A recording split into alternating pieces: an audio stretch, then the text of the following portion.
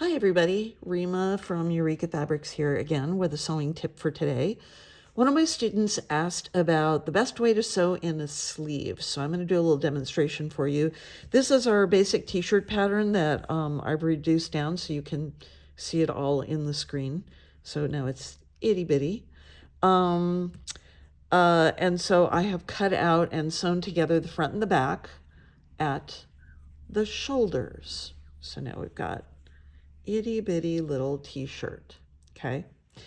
So let's talk about this sleeve pattern. This is a t-shirt sleeve. It's cut on the fold so that the the sleeve cap curve here is symmetrical on both sides.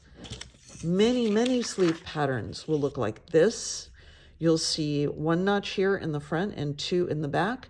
And the reason that makes a difference is that often, especially on patterns for wovens, the back of the sleeve cap is going to be a little bit bigger than the front because you need a little extra fabric to go over the back of your shoulder. So you really have to pay attention to those notches, one for front, two for back. And then there's also probably a little notch right here that's maybe a little bit forward of the center of the sleeve, and that's what you're going to match up with your shoulder seam, because your shoulder seam hopefully is a little bit forward of your shoulder, just a teeny bit, like a 1/4 inch usually. So, but this technique that I'm going to show you works for both kinds of sleeves, whether it's asymmetrical like this one or symmetrical like this one. All right, so we've got our front and our back sewn together at the shoulders. So there's our shoulder seams right there. And where's my sleeve? Okay. And this is now right side of the fabric up. You can see we've got our seam allowances underneath there.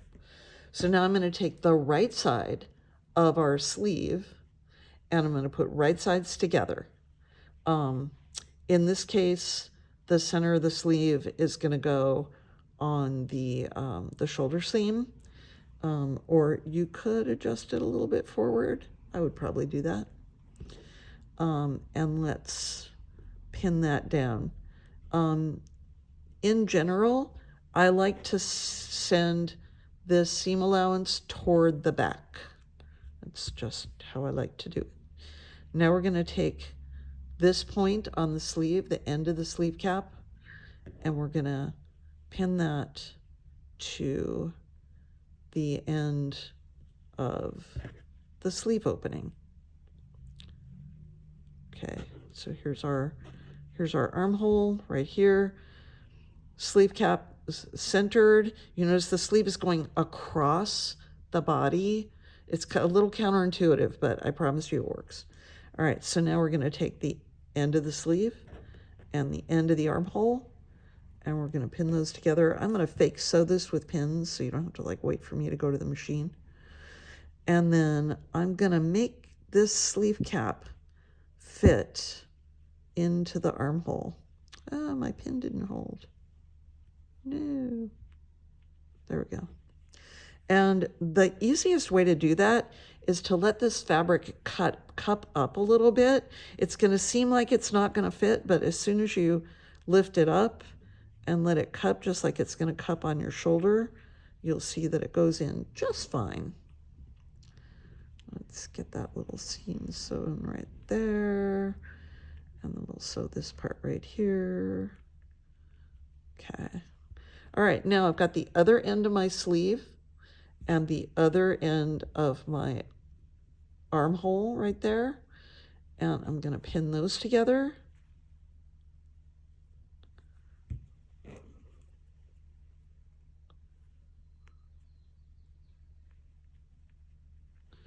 And again, I'm going to let this cup so that I can pin that together. Look at that, it goes right in.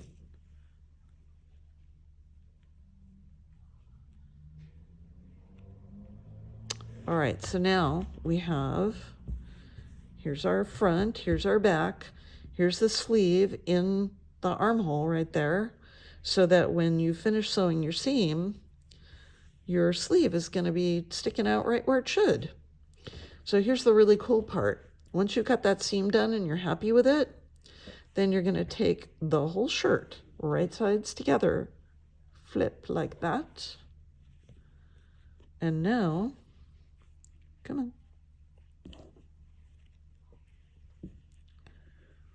Now it looks even more like a shirt. Come on. There we go. And now you can sew this seam all in one go.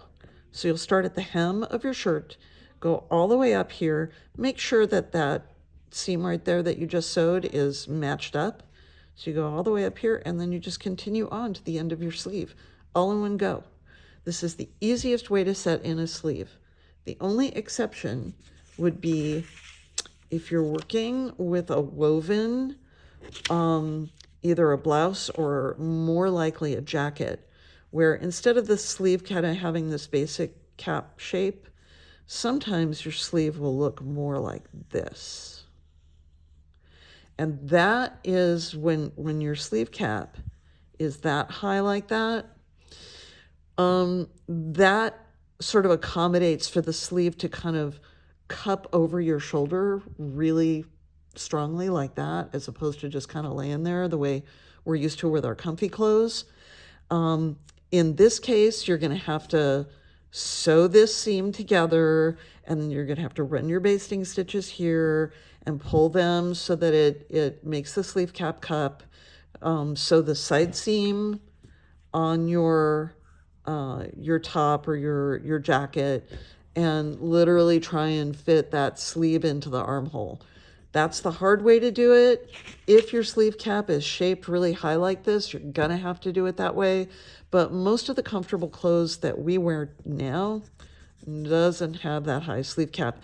In fact, on things like men's shirts, you'll often see a sleeve cap that's really flat like that. And in that case, what you can do, if there isn't too much of curve, you can even flat fell this seam. Check our YouTube channel for how to do a flat fell seam. They're awesome. So when you see on men's shirts where the sleeve seam is flat felled here, that's how they do it, by setting the sleeve in flat this way.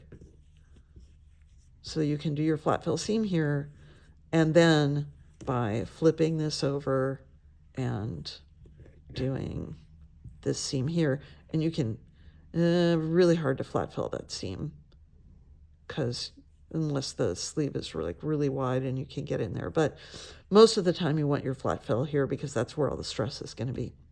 Anyway, I hope that was not too much information. I hope it was useful. Don't forget to hit the subscribe button and the bell to get all of our sewing tips. And we'll see you soon. Bye.